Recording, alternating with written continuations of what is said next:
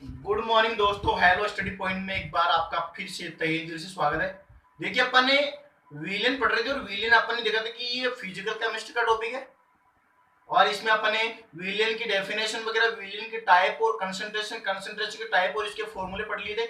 इसके बाद में विलियन का ही जो सेकंड पार्ट है वो होता है कोलिगेटिव प्रॉपर्टीज, अनुसंख्यक गुणधर्म। ये भी अपन ने चार प्रकार के पढ़े कि वाष्पदाब में आपेक्षिक अवनमन, कवतनांक में उन्नयन, हिमांक में अवनमन और प्राशन दाब, ये भी अपन ने पढ़ लिए। और कल वाले लेक्चर में अपन देखा था कि आदर्श विलयन भी अपन ने पढ़ लिए और आज अपन बात करने जा रहे हैं अनादर्श विलयन के बारे में। तो चलिए बात करते हैं अनादर्श विलयन के बारे में। इससे पहले हमारे चैनल को लाइक कीजिए, सब्सक्राइब कीजिए और बेल आइकन को जरूर प्रेस कीजिए। तो देखिए अपन ने कुछ वापस एक बार आदर्श विलयन को रिवाइज करवा देते हैं। तो यहाँ पे देखिए कि जी ये हमारा आदर्श विलयन अपन ने देखा था और आदर्श विलयन में अपन ने क्या पढ़ा था कि ऐसे विलयन जो सभी ताप और सांद्रताओं पर राउल्ट नियम का पालन करते हैं आदर्श विलयन कहलाते हैं। तो अपन पहला पॉइंट लिख देंगे कि ये पहला पॉइंट तो क्या हो जाएगा कि यह राउल्ट नियम का पालन करते हैं और राउल्ट नियम का पालन कर रहे हैं। इसका मतलब क्या हो जाएगा कि यहाँ पे जो विलाय का आंशिक दाब है विलाय की शुद्ध अवस्था के दाब तथा इसके गुणनफल के बराबर होता है। और इसी तरह ही यह विलय के लिए हो जाएगा कि विलय का शुद्ध अवस्था का दाब और इसके मोलविन के बराबर होता है। ये हमारा क्या है, ये ही राउल्ट नियम है। और देखिए दूसरा पॉइंट अपन ने ये पढ़ा था कि यदि विलयन में आप कोई भी पदार्थ मिलाइए उसके एंथैल्पी परिवर्तन कितना होता है, शून्य होता है। तो हम यहाँ पे लिख देंगे कि यहाँ पे विलयन की एंथैल्पी परिवर्तन का मान कितना है, शून्य है।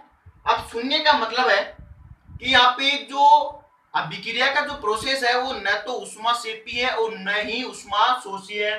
तो अपन लिख देंगे कि आदर्श विलयन में एंथैल्पी परिवर्तन का मान कितना है, शून्य है। अर्थात न तो प्रक्रम ऊष्माक्षेपी है और न ही प्रक्रम में ऊष्माशोषी है। इंपोर्टेंट मानिए आप इसको, आपको क्वेश्चन के थ्रू ये पूछ सकता है।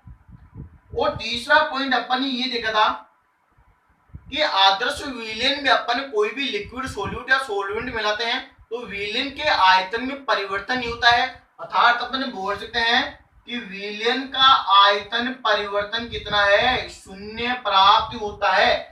यानी कि न तो आयतन बढ़ता है और न ही इसका आयतन घटता है।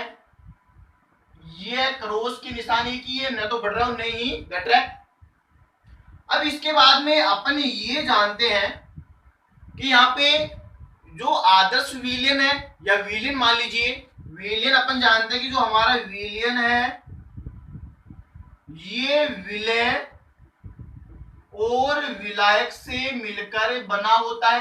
ये अपन ने पीछे भी पढ़े हैं।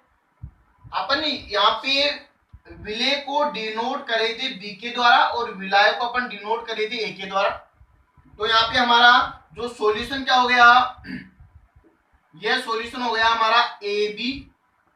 तो यहाँ पे विलयन की अंतरक्रिया, यहाँ पे विलय की अंतरक्रिया प्लस विलाय की अंतरक्रिया के बराबर होती है। अर्थात ए बी अंतरक्रिया बी बी अंतरक्रिया प्लस ए अंतरक्रिया के बराबर अपन ने देखा था। तो ये अपन ने आदर्श विलयन में देख लिए थे। लेकिन आप ये माने कि यहाँ पे जो विलायक का आंशिक दाब है, यहाँ पे विलय का आंशिक दाब है, ये इस वैल्यू से ज्यादा भी हो सकता है और इस वैल्यू से कम भी हो सकता है। आप मानते हैं ना। तो देखिए अब नीचे आप देख लीजिए कि यहाँ पे जो एंथैल्पी में मिक्सिंग ये कितना है, शून्य है। और यहाँ पे जो आयतन में परिवर्तन वो भी क्या है, शून्य है। तो ये पॉजिटिव भी हो सकता है और नेगेटिव भी हो सकता है। अर्थात धनात्मक भी हो सकता है और ऋणात्मक भी हो सकता है। अब देखिए यहाँ पे यदि हम यहाँ पर बात करें कि इसका आंशिक दाब इस वैल्यू से यदि ज्यादा प्राप्त हो रहा है और यहाँ पे विलय का आंशिक दाब भी इस वैल्यू से ज्यादा प्राप्त हो रहा है, ये अपन ने देखा। पहला पॉइंट तो हमारा ये हो गया। अब यहाँ पे देखिए, यहाँ पे एंथैल्पी मिक्सिंग क्या है, शून्य है, और यहाँ पे एंथैल्पी मिक्सिंग क्या हो जाएगी, शून्य से ज्यादा है, अर्थात धनात्मक आ रही है। तो धनात्मक का मतलब है कि ये प्रक्रम कैसा हो जाएगा, उष्माशोषी प्रक्रम है। तो अपन लिख देंगे कि यहाँ पे ये प्रक्रम कैसा हो जाएगा, उष्माशोषी प्रक्रम है। याद रखिए एंथैल्पी परिवर्तन का मान 0 से अधिक प्राप्त हो रहा है तो प्रक्रम उष्माशोषी होगा। और यहाँ पे आप देख सकते हैं कि विलयन में यदि अपन विलय या विलायक मिलाए तो यहाँ पे तो आदर्श विलयन में तो कोई भी चेंज नहीं हो रहा है, लेकिन यहाँ पे यदि अपन मिला देंगे तो इनका विलयन का आयतन क्या हो जाएगा, शून्य से अधिक प्राप्त होता है, अर्थात विलय या विलायक मिलाने से आयतन क्या हो जाएगा, बढ़ता है। अब आप देख सकते हैं कि इनकी वैल्यू क्या है, धनात्मक आ रही है, धनात्मक आ रही है। और यहाँ पे आप देख सकते हैं कि राउल्ट नियम का पालन नहीं हो रहा है। यदि राउल्ट नियम का पालन होता तो ये वैल्यू इसके बराबर होती है, और यहाँ पे भी ये धनात्मक नहीं होता, ये किसके बराबर होता, शून्य के बराबर होता, जो अपन ने पीछे देखा है। लेकिन यहाँ पे क्या हो रहा है, ये धनात्मक हो रहा है, तो अपन क्या बोल देंगे, धनात्मक विचलन दर्शाने वाले। और ये राउल्ट नियम का पालन नहीं कर रहे हैं, तो जो राउल्ट नियम का पालन नहीं करते हैं उसको बोलते हैं अनादर्श विलयन। तो अपन बोल सकते हैं कि अनादर्श विलयन के दो प्रकार हो सकते हैं। यहाँ पे इनकी वैल्यू क्या है, एक बार तो धनात्मक प्राप्त हो रही है। अब अपन देखेंगे कि यहाँ पे इनकी वैल्यू क्या प्राप्त होगी, कि यहाँ पे देख सकते हैं आप विलायक का आंशिक दाब इसकी वैल्यू से कम प्राप्त हो रहा है, और विलय का आंशिक दाब भी इन वैल्यू से कम प्राप्त हो रहा है। तो आप देखिए यहाँ पे भी राउल्ट रूल का पालन नहीं हो रहा है, अर्थात इनकी वैल्यू क्या आ रही है, कम आ रही है। और यहाँ पे देखिए एंथैल्पी परिवर्तन धनात्मक है, तो यहाँ पे एंथैल्पी परिवर्तन यदि अपन इसमें कोई पदार्थ मिलाते हैं तो एंथैल्पी परिवर्तन ऋणात्मक प्राप्त होता है। ऋणात्मक का मतलब है कि यह प्रक्रम कैसा हो जाएगा, प्रक्रम याद रखिए उष्माक्षेपी, वेरी वेरी इंपॉर्टेंट पॉइंट है ये। यहाँ पे उष्मा शोषिता, यहाँ पे क्या है, उष्माक्षेपी है। अब आप देखिए विलयन में अपन कोई द्रव है या विलय या विलायक मिलाते हैं तो यहाँ पे तो देखिए आयतन क्या हो रहा है, बढ़ता है। लेकिन यहाँ पे आयतन क्या हो जाएगा, आयतन में परिवर्तन ऋणात्मक, अर्थात आयतन क्या होता है, विलयन का आयतन ओवरऑल बढ़ता है। ये अपन देखें तो यहाँ पे ये वैल्यू नेगेटिव प्राप्त हो रही है, तो अपन लिख देंगे राउल्ट रूल का पालन भी नहीं हो रहा है और नेगेटिव प्राप्त हो रहा है, तो अपन लिख देंगे कि ऋणात्मक विचलन दर्शाने वाले अनादर्श विलयन। तो अपन बोल सकते हैं कि अनादर्श विलयन को अपन कितने भागों में बांट सकते हैं, दो भागों में, धनात्मक विचलन दर्शाने वाले अनादर्श विलयन और ऋणात्मक विचलन दर्शाने वाले अनादर्श विलयन। अब इसमें एक इंपॉर्टेंट पॉइंट आपको अलग से यह याद रखना है कि यहाँ पे आप देख सकते हैं कि जो विलयन की अंतरक्रिया है ये विलय की अंतरक्रिया और विलायक की अंतरक्रिया के बराबर है। लेकिन यहाँ पे आप लिख देंगे कि जो विलयन की अंतरक्रिया है यानी कि AB अंतरक्रिया ये लेस देन होती है यानी कि कम होती है।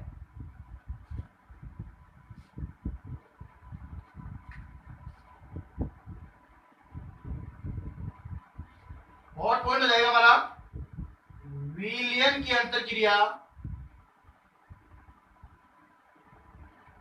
किससे कम है, विलय विलय अंतरक्रिया प्लस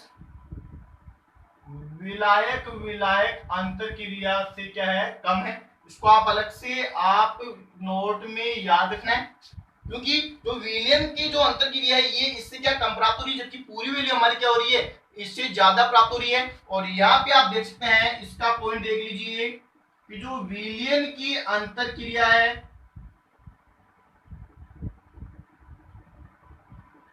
यह विलेय विलेय अंतर क्रिया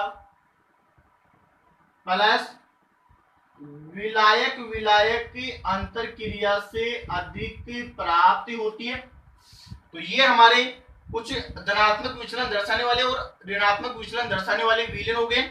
यहाँ पे देखिए अपन ने आदर्श विलेन में अपन ने इसके एग्जाम्पल देखे थे कि जितने भी एल्किल हैलाइड है, जैसे ethyl halide, ethyl chloride, ethyl bromide है, या अपन बोल सकते जितने भी हाइड्रोकार्बन है वह आदर्श विलेन में इंक्लूड हो जाएंगे। लेकिन यहाँ पे अपन धनात्मक विचलन दर्शाने वाले में देखेंगे और ऋणात्मक विचलन दर्शाने वाले में अपन इसके एग्जाम्पल देखते हैं। तो इनके एग्जाम्पल अपन यहाँ पे देखेंगे, इनमें अधिकतर क्या आते हैं, एल्कोहल। धनात्मक वाले में एल्कोहल की गणना की जाती है, तो अपन लिख देंगे कि जल एंड एथेनॉल।